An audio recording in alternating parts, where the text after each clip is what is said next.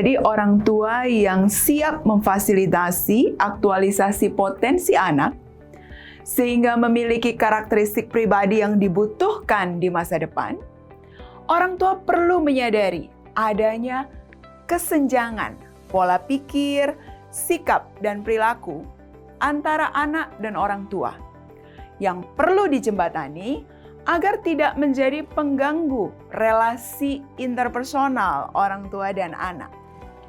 Kesenjangan ini disebabkan oleh perbedaan zaman tumbuh kembang yang dialami oleh anak dan oleh orang tua. Karena itu, kita perlu tahu siapa kita, siapa anak kita.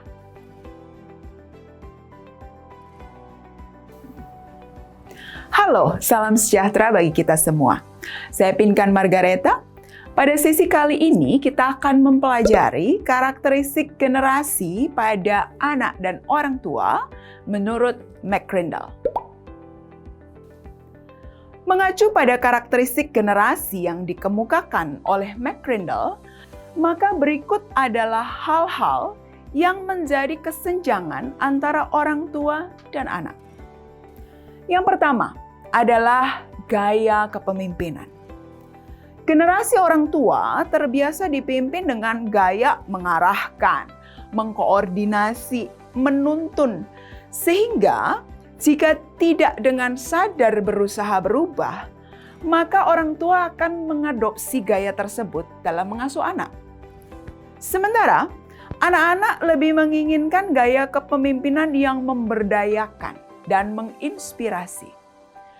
Artinya, anak akan lebih terbuka pada pengaruh orang tua jika orang tua tidak hanya memberi arahan, memberi instruksi, tetapi membuka ruang kesempatan anak mengemukakan pandangan, mencoba, dan belajar dari hasil percobaan tersebut. Lalu bersama-sama berefleksi dari hasil praktek. Yang kedua adalah sosok pemimpin ideal. Bagi generasi orang tua, pemimpin ideal adalah konseptor, pelaksana, dan pendukung. Tapi bagi generasi anak, pemimpin yang ideal adalah yang bekerja bersama dengan mereka, mencipta bersama-sama dengan mereka. Tersirat ada kesetaraan posisi dalam upaya kolaborasi dan kreasi. Hal yang ketiga adalah gaya belajar. Generasi orang tua terbiasa belajar dengan terstruktur, partisipatif, dan interaktif. Sementara generasi anak belajar dengan berbagai modalitas yang tersedia sesuai kenyamanan. Tidak cukup satu stimulasi, tapi jika memungkinkan, berbagai sensori distimulasi secara harmoni. Yang keempat adalah sumber pengaruh. Bagi generasi orang tua, sumber pengaruh dipercaya adalah para ahli, praktisi, dan teman sebaya. Sedangkan bagi generasi anak, sumber pengaruh yang cepat mereka akses justru adalah forum-forum chat yang mereka ikuti dan dari kecerdasan buatan di dalam chatbots. Dengan karakteristik generasi anak yang sangat lekat dan terakses pada internet, maka yang dapat terjadi jika relasi dengan orang tua tidak terjalin baik adalah kondisi di mana kebutuhan jiwa anak justru dipenuhi oleh relasi anak dengan internet yang memberikan banyak informasi dan berbagai hiburan. Seakan itu semua memuaskan jiwa.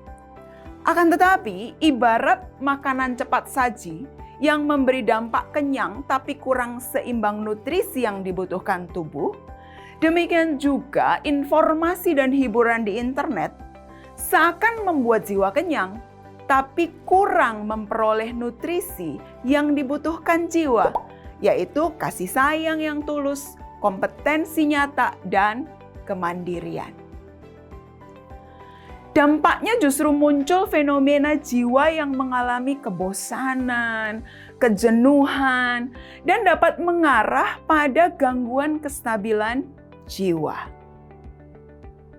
Sesi kali ini dapat kita simpulkan bahwa karakteristik antara generasi orang tua dan anak itu berbeda.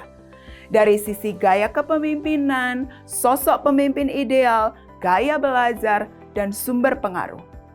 Dari perbedaan karakteristik tersebut, generasi anak lebih dekat dengan dunia maya dan menjadi tantangan orang tua dalam mengelola kebutuhan jiwa pada anak. Demikianlah tadi pembahasan karakteristik generasi menurut McCrindle. Terima kasih dan sampai bertemu kembali pada sesi-sesi selanjutnya.